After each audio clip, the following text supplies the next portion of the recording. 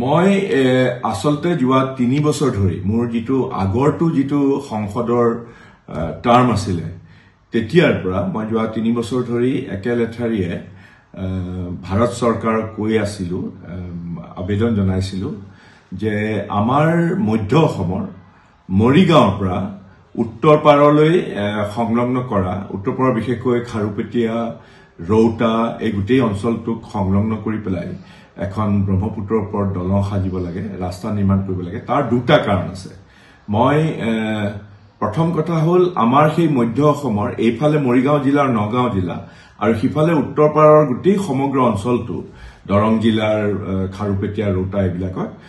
বহুত ধৰণৰ শাক-পাচলি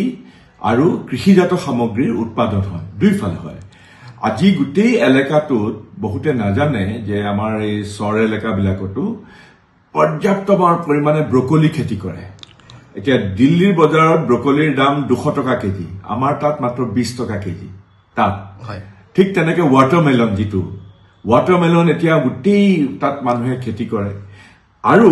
আমাৰ মৰিগাঁও গোটেই জিলাটোত আমাৰ ধানৰ আসলতে আটাইতকৈ ডাঙৰ খেতি হয় ধান খুব হাৰুৱা মাটি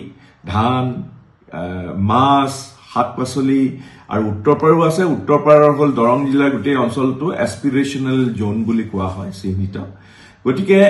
এই গোটেই দুইটা যদি সংলগ্ন কৰিব পৰা যায় তেতিয়া হলে অসমৰ অৰ্থনীতিত বৰ ডাঙৰ এটা দিশৰ সংযোজন হ'ব কাৰণ বজাৰৰ লগত এই গোটেই অঞ্চলৰ ধান শাক-পাচলি মাছ ওয়াটাৰমেলন ব্ৰকলিৰ পৰা আৰম্ভ কৰি গোটেই কৃষিজাত সামগ্ৰীৰ কাৰণে বজাৰৰ লগত সংলগ্ন হ'ব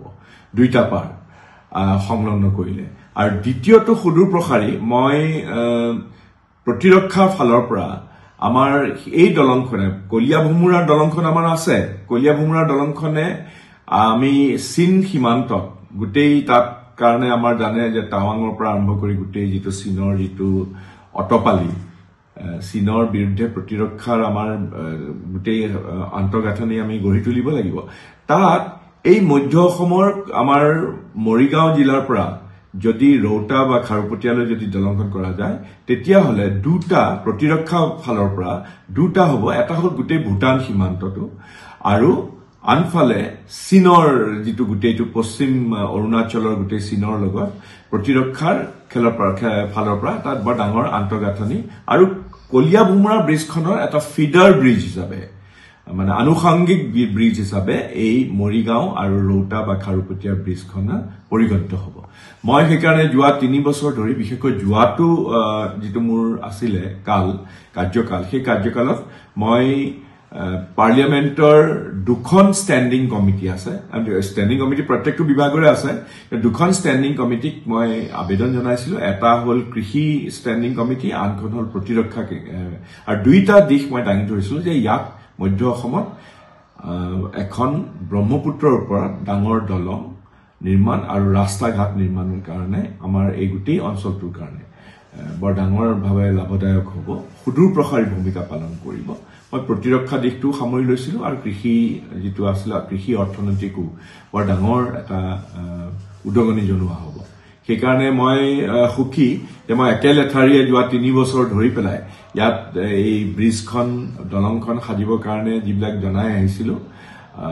যোৱাকালি আৰু অলপ দিন আগতেও মই নীতিন গাডকাৰী দেৱক লগ ধৰিছিল যোৱাকালি নীতিন গাডকাৰী দেৱৰ যেটো প্ৰেছ ৰিলিজ আৰু তাৰ অফিচৰ পৰা মোক জনাইছে যে সেইখন স্যাংচন হৈছে গতিকে এইটো মোৰ কাৰণে ব্যক্তিগতভাৱে এটা বৰ ডাঙৰ অনুভূতি কাৰণ মই লাগি আছিল আৰু অসমৰ গোটেই উত্তৰ পূৰ্বাঞ্চল আন্তঃগাঁথনিত এইটো এটা নতুন দিশৰ সংযোজন মইতো তেওঁক আজি 15-20 দিন মানৰ আগতেই মই তেওঁক লগ পাইছিল আকৌ তেতিয়া মই তেওঁক দাঙি ধৰিছিল অৱশ্যে অসম চৰকাৰে যেটো প্ৰপ'জেল দিছিলে সেইটো দুটা লেনৰ আছিল মই কৈছো দুটা লেন কিয়